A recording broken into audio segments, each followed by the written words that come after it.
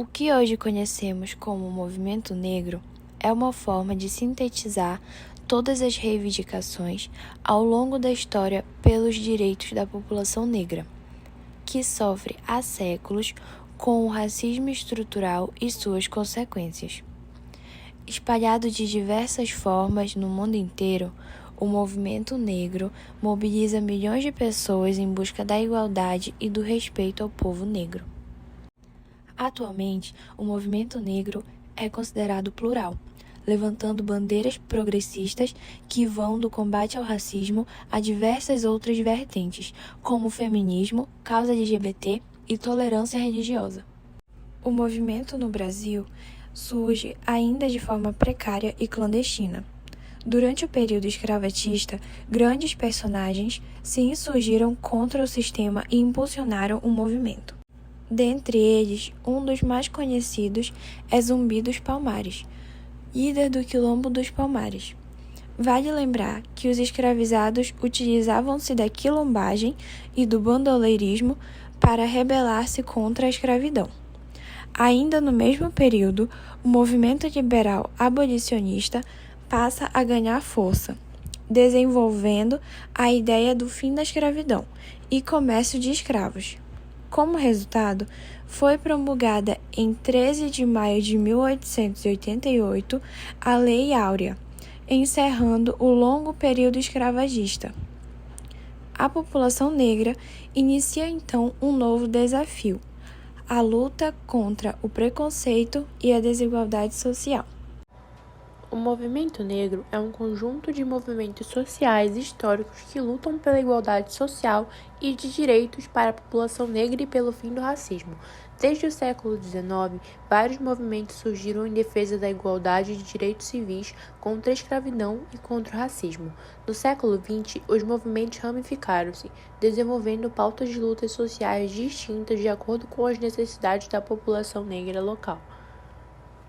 Apesar das diferenças inerentes aos tipos de movimento que têm em comum a temática racial, o denominador de todos eles é a reivindicação da igualdade entre negros e brancos.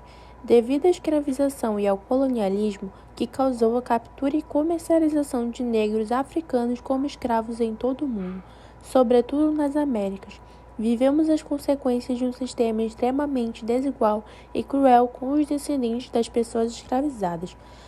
No século XIX, a escravidão foi legalmente extinta no mundo ocidental. Apesar disso, suas consequências aos povos africanos deixaram marcas profundas na sociedade e os negros continuaram sendo tratados como inferiores. Uma das maiores conquistas do movimento negro foi a Lei nº 3.353, de 13 de maio de 1888, mais conhecida como Lei Áurea. Ela possui apenas 2 artigos. O artigo 1. É declarada extinta desde a data desta lei a escravidão no Brasil. Artigo 2. Revogam-se as disposições em contrário. Esses poucos artigos, porém, puseram fim a quase 4 séculos de escravidão no Brasil. Apesar de as pressões para a extinção do trabalho cativo datarem do início do século XIX, o Império Brasileiro adiou a abolição do trabalho servil por quase 80 anos, enquanto as nações estrangeiras, sobretudo a Inglaterra, condenavam a escravidão e parte da elite nacional a consideravam uma instituição bárbara e atrasada. Havia uma grande resistência à abolição por parte, sobretudo, da classe senhorial e escravista. Outra grande conquista para o movimento negro do Brasil foi o estabelecimento do dia 20 de novembro como Dia Nacional da Consciência Negra. A escolha da data deu-se por ser a data do assassinato de Zumbi dos Palmares, líder do maior quilombo da história brasileira, Quilombo dos Palmares. O estabelecimento da data ocorreu para que haja discussão e conscientização social em torno da condição das pessoas negras em nosso país, sobre o racismo, e para que a luta do povo negro e os terríveis anos de escravidão não sejam apagados de nossa história. A data foi estabelecida pela primeira vez em 1978. Pelo Movimento Negro Unificado, sendo oficialmente reconhecida pela Lei 10.639/03. Martin Luther King Jr. foi um dos principais líderes negros dos Estados Unidos contra a segregação racial e pela igualdade social, entre as décadas de 1950 e 1960. Luther King teve atuação ao destaque a se posicionar de forma pacífica contra a segregação racial, que em muitos estados eram lei. Pastor protestante e dono de uma oratoria ímpar, ele conseguiu agregar multidões em torno da luta pela igualdade racial e pelos direitos civis para os negros. Sua morte em 1968 foi lamentável pelo mundo todos e, apesar de várias conquistas, como a aprovação dos direitos civis para negro, havia muito a ser feito para acabar com o racismo nos Estados Unidos. O dia do seu nascimento, 15 de janeiro, transformou-se em feriado nacional, uma forma de homenageá-lo ao recordar sua luta pelo fim da desigualdade. Naquela época, havia leis em estados norte-americanos que separavam negros e brancos. As pessoas eram julgadas de acordo com sua cor da pele, e não pelas ações praticadas. Essa segregação, muitas vezes vivida pelo próprio King e sua família, não somente marcou sua família, como também o animou para organizar manifestações contra o segregacionismo e exigir direitos civis para os negros. A luta liderada por Martin Luther King não se baseava em atos violentos, mas sim no passivismo. Sua manifestação era ordeiras, com os passeatas e discursos, com o objetivo de ser alcançados a igualdade racial nos Estados Unidos. Por meio do diálogo e entendimento, a sua formação religiosa e sua atuação fez com que o pastor Luther King, um eximino orador que chamava a atenção do seu público, tanto pelo argumento utilizado para defender suas ideias, quanto pela ênfase dada aos seus discursos. Mandela defendia a desobediência civil contra o regime para bular as leis que separavam negros e brancos em espaços públicos. No entanto, Andiba e seus companheiros mudaram a tática e criaram um grupo armado dentro do CNA, após alguns fatos: aumento de repressão e prisões arbitrárias contra os negros e massacre. Em 1960, quando cerca de 69 pessoas morreram se manifestando contra a obrigatoriedade de porta-cartões de identificações. Em decorrência da luta contra o regime racista, Mandela foi preso e mantido em cárcere por 27 anos. O Partido Nacional iniciou reformas no final da década de 1980. Aboliu a proibição de casamentos interraciais e obrigatoriedade de portas às credências de locomoções. No entanto, apenas na década de 1990, as medidas levariam ao fim. O CNA foi tirado clandestinamente e Nelson Mandela saiu da prisão.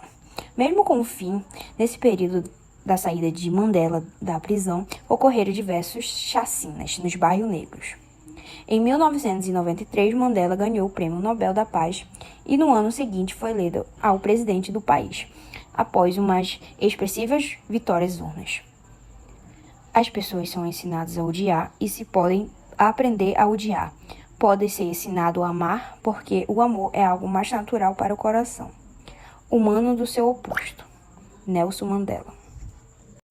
Desafios do movimento negro. Contrários ao movimento, o mercado, os governos, as empresas e os meios de comunicação. Há 61 anos, em 21 de março de 1960, 20 mil sul-africanos protestavam contra a lei do passe, que obrigava a população negra a utilizar cartões especificando o local por onde podia transitar. Manifestantes pacíficos foram alvejados pelo exército. 69 morreram e outros 186 ficaram feridos. O ataque ficou conhecido mundialmente como o Massacre de Sharpeville. Em memória à tragédia, a Organização das Nações Unidas, ONU, institucionou a data como Dia Internacional da Luta pela Eliminação da Discriminação Racial. Podemos falar também sobre o caso João Pedro. João Pedro Matos Pinto, de 14 anos, foi morto durante uma operação conjunta das polícias federal e civil no complexo das favelas do Salgueiro, em São Gonçalo, região metropolitana do Rio de Janeiro. O crime aconteceu na noite do dia 18 de maio de 2020, quando João brincava em casa com amigos quando, segundo familiares, policiais entraram atirando e o menino foi atingido por um disparo de fuzil na barriga e socorrido de helicóptero, mas não resistiu. Na época, as polícias federal e polícia civil deram em nota a mesma versão para o caso. Afirmaram que os seguranças de um traficante, ao alvo da ação, tentaram fugir pulando o muro de uma casa e que os bandidos dispararam contra os policiais, além de arremessar granadas na direção dos agentes. A população negra compõe mais da metade da população brasileira. Na teoria, significa que os índices deveriam ser divididos proporcionalmente entre negros e brancos, mas na prática, isso está longe de acontecer. Como, por exemplo, a educação, onde as chances de um negro ser analfabeto são 5 vezes maiores que um branco. No outro extremo, somente 1 a 4 pessoas com ensino superior é negra. Fora da sala de aula, 70% das pessoas que vivem em situação de pobreza no nosso país são negras. Pessoas com pele mais clara representam 80% dos brasileiros mais ricos. Isso tudo se reflete diretamente na qualidade de vida. Enquanto 70% dos brancos possuem uma máquina de lavar em sua casa, mais da metade dos domicílios chefiados por uma pessoa negra não tem o eletrodoméstico. O mesmo vale para a internet. Mais de 50% dos negros não possuem acesso à rede. Essa proporção também aparece em quesitos essenciais para a vida humana. Quase 40% dos negros que vivem em áreas urbanas não possuem esgoto encanado, e 70% das pessoas que dependem do SUS são negras. A cor de sua pele também reflete no seu tempo de vida. Em 10 anos, os homicídios de mulheres brancas caíram, enquanto o de negras aumentaram. Também são os negros que mais morrem em operações policiais e que ocupam a maior parte na população carcerária brasileira, sendo também difícil de ser representada dentro do poder judiciário, executivo e legislativo. Tendo como uma dos principais acontecimentos o assassinato de George Floyd nos Estados Unidos e o de João Pedro no Brasil em 2020, que acabou desencadeando uma extrema revolta na população mundial e fazendo com que o movimento negro tivesse um grande desdobramento na história contemporânea, os movimentos negros buscam hoje em dia a compensação de trabalho forçado e o fim da discriminação que ainda é recorrente no mundo todo.